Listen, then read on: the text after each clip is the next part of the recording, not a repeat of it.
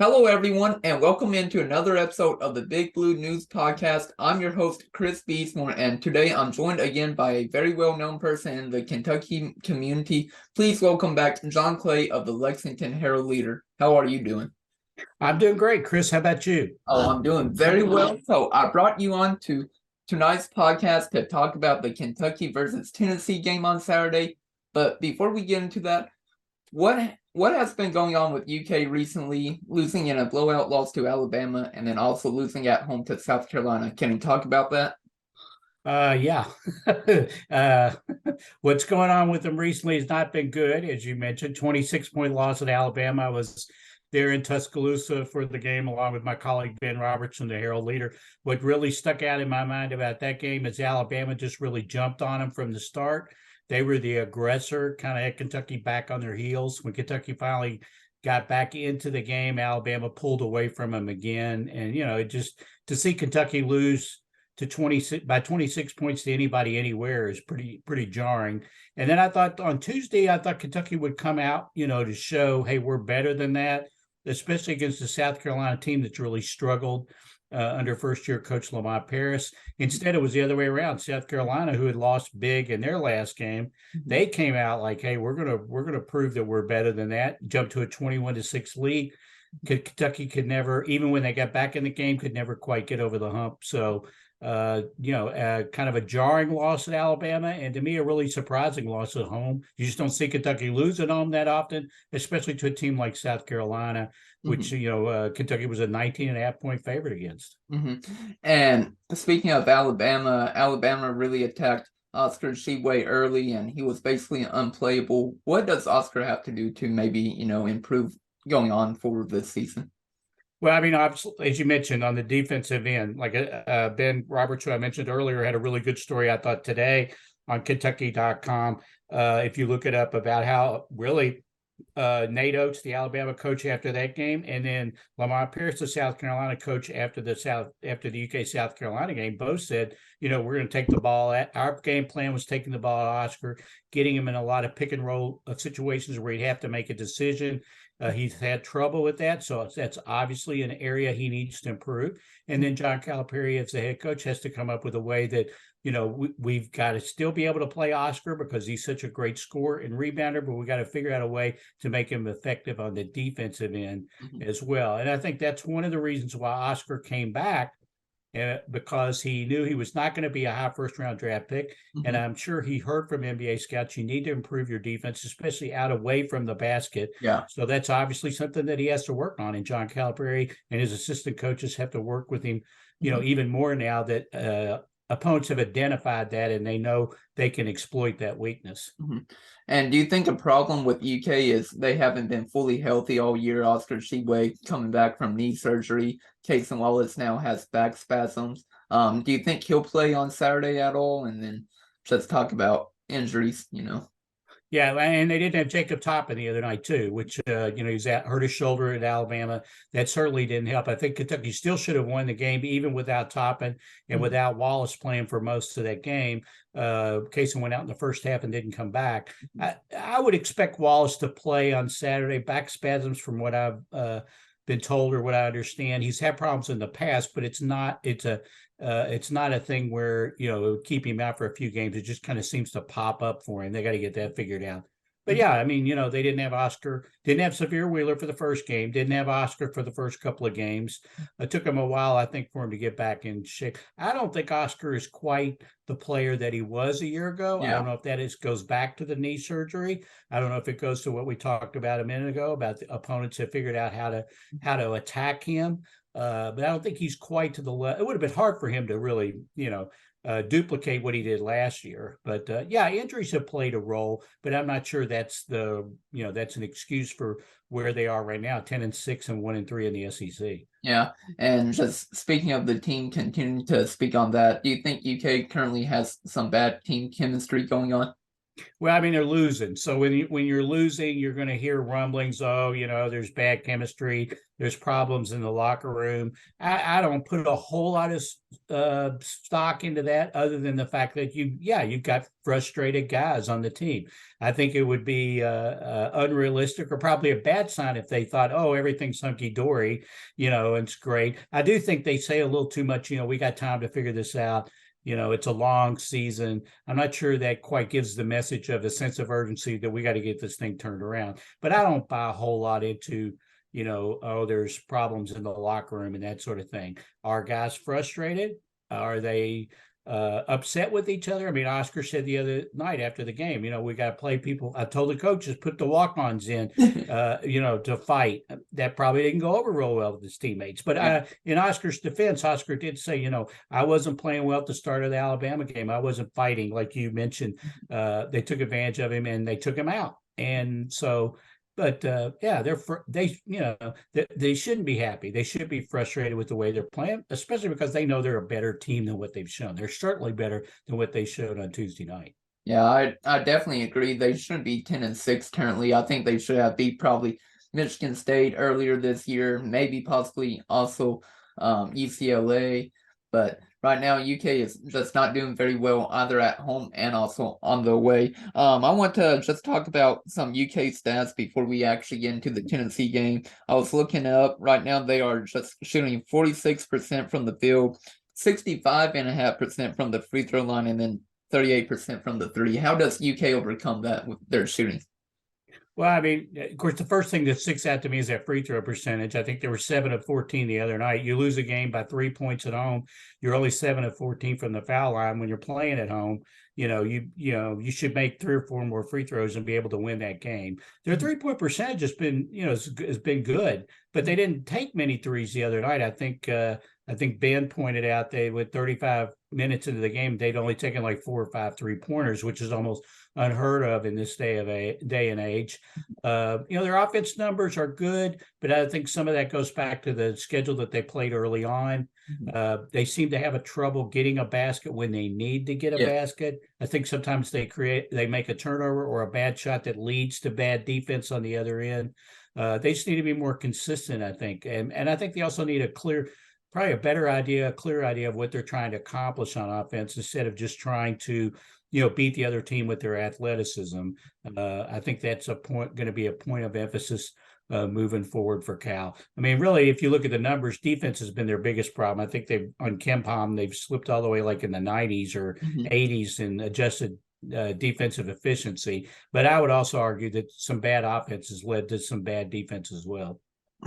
And speaking a little bit more about the offense and defense, I just remember, I believe Alabama and the Missouri game. Yeah, the Missouri game, basically, it felt like every time we missed a shot, Alabama, Missouri, they were already running down the court and getting a fast break point. And I just don't know what Kentucky can do with that.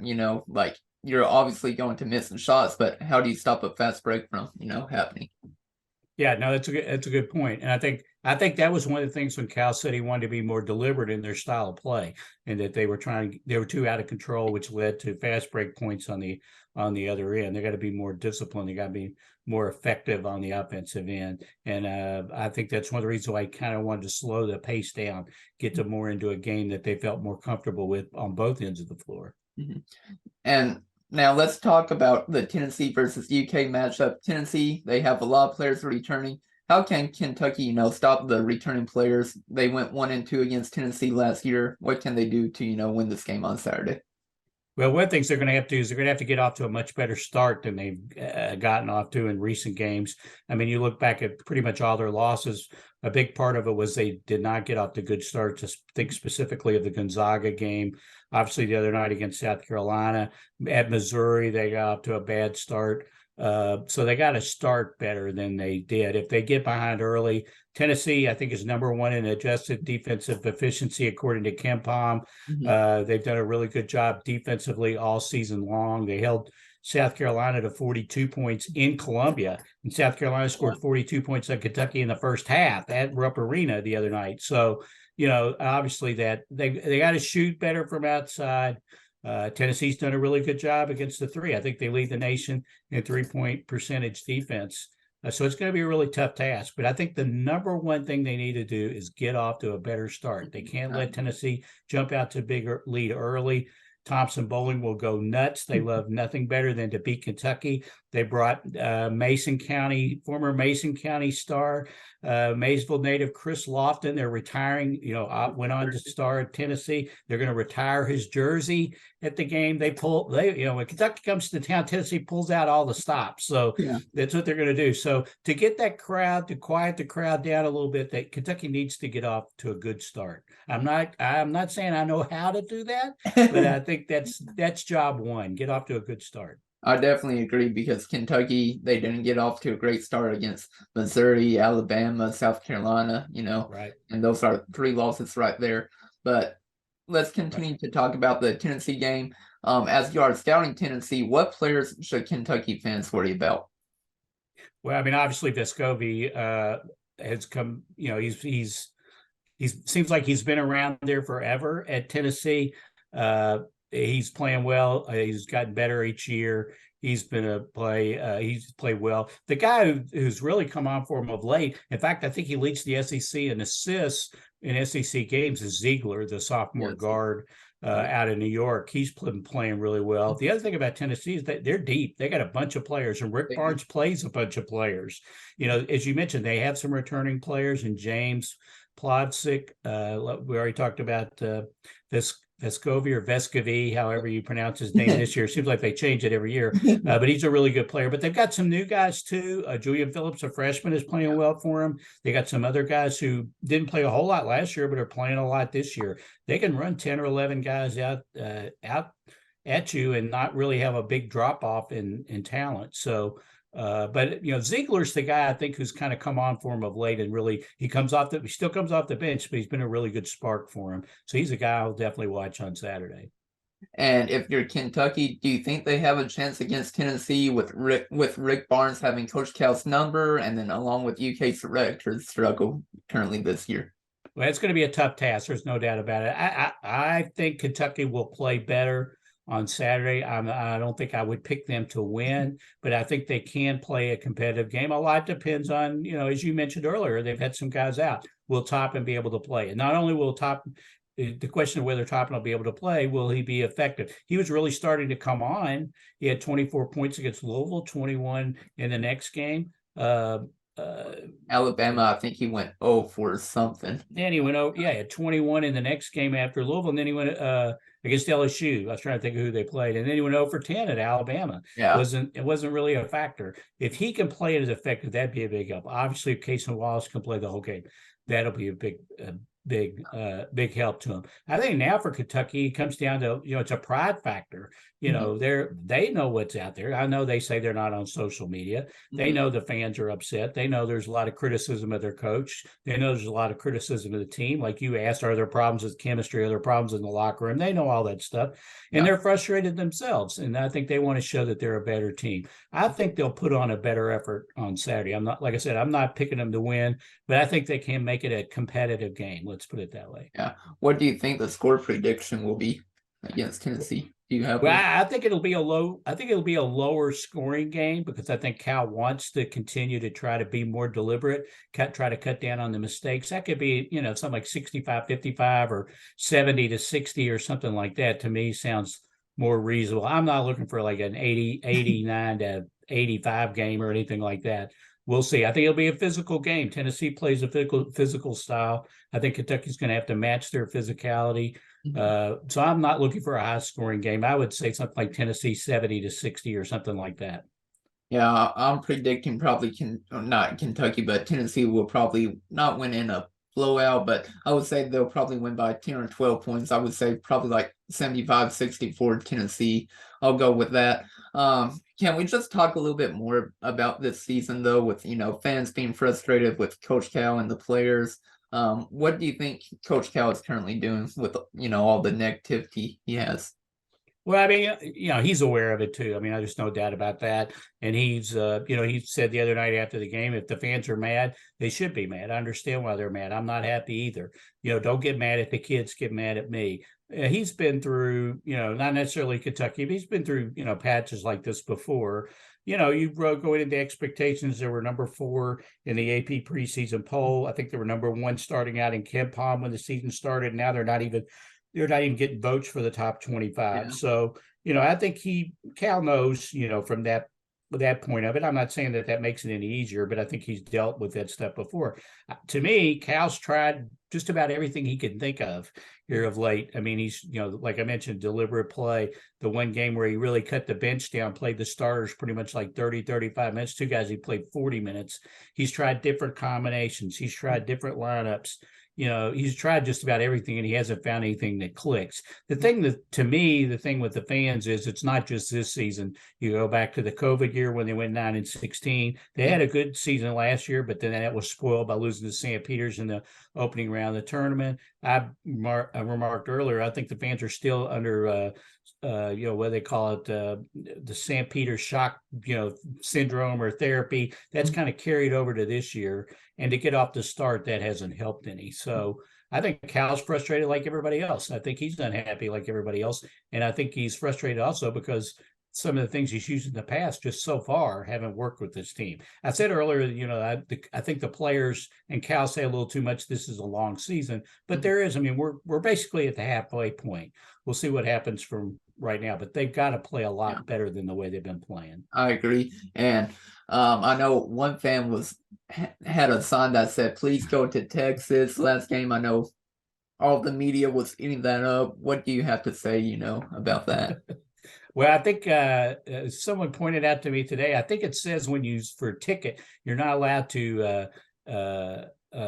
make a disruption at the game. And I guess I could say that was a disruption. I know apparently he was blocking the sign, the people behind him who could see. I think they told him that he could keep his seat, just give up the sign, and he wouldn't give up the sign. I'm sure if the sign had said, we support Coach Cal or something like that, they may not have been as quick to give the guy the boot. I mean, let's be realistic about that. I agree. The wording of the sign didn't help matters any. The fans are upset. The fans are frustrated. We'll see. And what happens, going forward.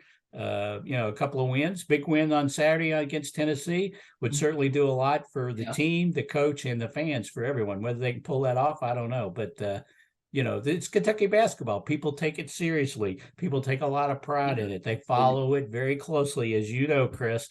So they, it means a lot to them. They don't like to see what's going on. And Kentucky's got a lot of advantages with their history, the tradition of the program. Calipari's earning $9 million a year or whatever it is. They expect results, and they're not happy when they're not getting results. So we'll see what happens on Saturday. Do you think Cal has a chance to, get fired or, go to Texas?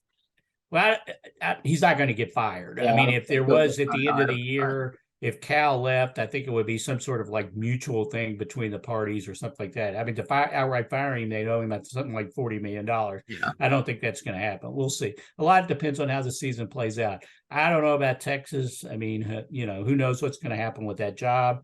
Calipari, if you hire John Calipari at Texas, you could have people saying, that he's a well-known coach. He brings name recognition. Good chance he's going to bring some of those recruits he has coming in next year for Kentucky. Might follow him for Texas. On the other hand, you might have some people in Texas saying he'll be a 64-year-old coach in February. He hasn't been able to win at Kentucky the last 2 or 3 years. What makes you think he's going to do any better at Texas, other than it's new scenery, maybe a fresh start? I think a lot depends on how the rest of the season plays out. Right now, as I wrote a week or so ago, I am not ready to jump on the Cal's got to go bandwagon. Do I think he needs to do a better job? Absolutely. Do I think people are kind of frustrated and tired of Cal right now? Absolutely. But a lot depends on how the rest of the season plays out. And I know a lot of the media was talking about before the season even started that not this year, but after basically next year, after he had that big recruiting class with DJ Wagner, Aaron Bradshaw, Rob Dillingham, everybody was thinking he was going to retire after, next season and then move into that recruiting position that UK has in its contract. Do you have anything to think about that? The only thing I know is John Calipari is not. If they continue to have a bad season, I don't think John Calipari wants to go out that way. I can't. In his personality, John has always been somebody who wants to prove the critics and the skeptics wrong, to prove he can do the job. And I just can't see Cal saying at the end, if they continue to play like this and have a bad season or miss the NCAA tournament, say, okay, I'm done. He's gonna want to prove that he's want to get in the last word and prove the critics wrong. So could I see him retiring down the road after a good season or a successful season? Yes. But I can't see him hanging it up after the season the way it's gone. Yeah, like I said, I think Coach Cal still has a couple more years left in him. Hopefully, he can turn the season around. I know next year they have a big recruiting class. As long as he doesn't leave, to Texas or get fired. I doubt he'll get fired, like you said.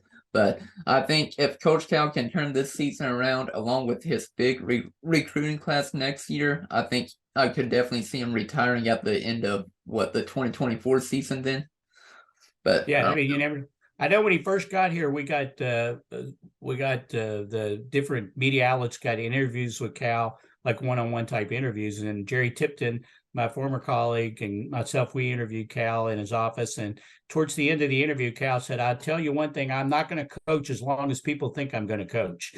Now that he's been here, this is his 14th year. So we'll see. We'll see after that. I mean, you never know. With some of these coaches, is he a Roy Williams who says, "Okay, I've had enough, I'm going to hang it up," or is he going to be another Jim Boeheim who just keeps coaching and coaching? We'll see. Yeah, I hope he coaches for a little bit longer, because who knows who UK will replace. I know I tweeted out last night my list with Ed Cooley, Nate Oates, Mark Few.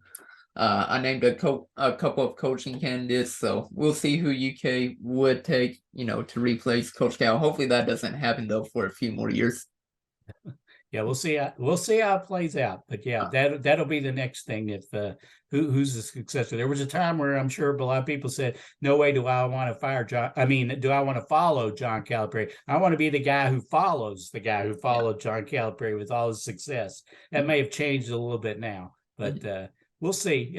I think Cal said the other night, which is a stock line of his, the story isn't written yet. We can write the own story. So we'll see. Right now, it doesn't look good. The chapters, it's kind of like a horror story right now, but we'll see how it ends up in March. I agree. And like I said, hopefully UK can get into March and they can improve their record, but we'll see. That's all I have for tonight with questions. I appreciate you coming on to the podcast tonight, John. I'll definitely get this uploaded, before the game on Saturday. Thanks, Chris. Thanks. Always great to talk to you. Thanks for having me on. Oh, it's always great talking to you as well, and hopefully I can have you on more episodes. That's good.